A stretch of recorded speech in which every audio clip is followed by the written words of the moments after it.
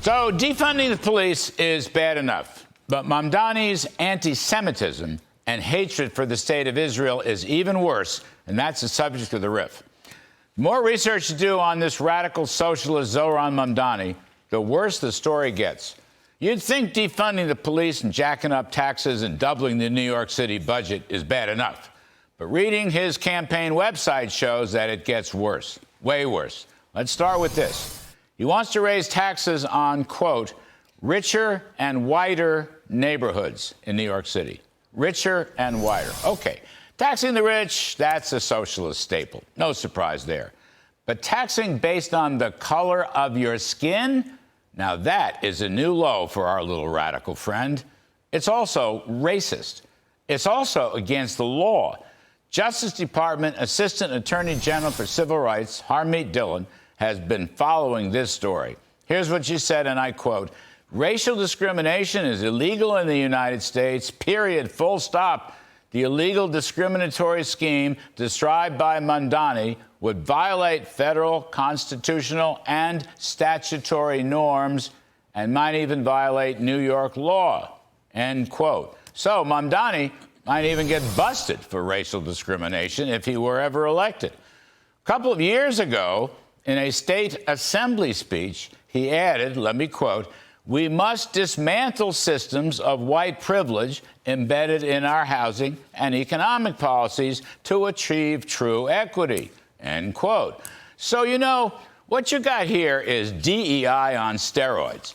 And at a time when the whole Biden woke diversity, equity, and inclusion crusade has been rejected by virtually the whole country, it's really an 80-20 issue now. Now, our little Mamdani is trying to resurrect it here in the Big Apple. And as I've said often, the DEI craze was the progenitor of anti-Semitism. And anti-Semitism appears to be Mamdani's middle name. After the October 7, 2023 Hamas massacre of 1,200 people in Israel, our radical socialist friend Mamdani blamed Israel for the attack. Sounds like a shocker. Well, yeah, but that's what all the kids and troublemakers were saying at the riots at Columbia, NYC, and all across the country. Meanwhile, Mamdani's father is a far-left professor at Columbia, specializing in, get this, the study of colonialism, anti-colonialism, and decolonization. Woo, sure sounds like hatred of Israel runs in the family.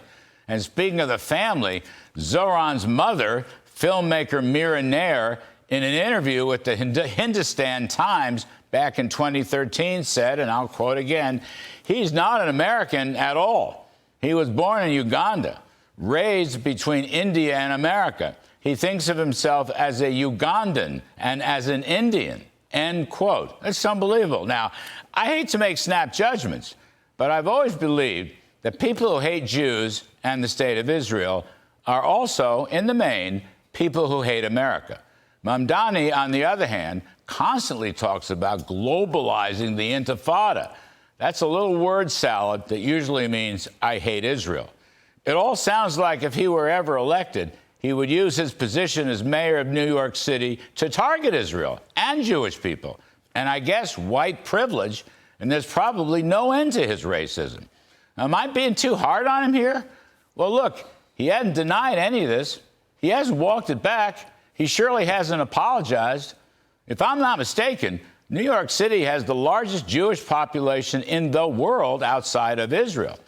Are they seriously going to vote for a guy who is basically one big walking hate crime?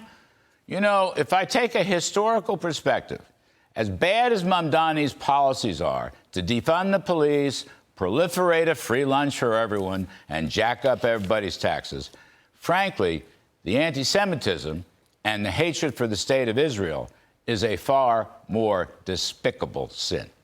And that's the riff.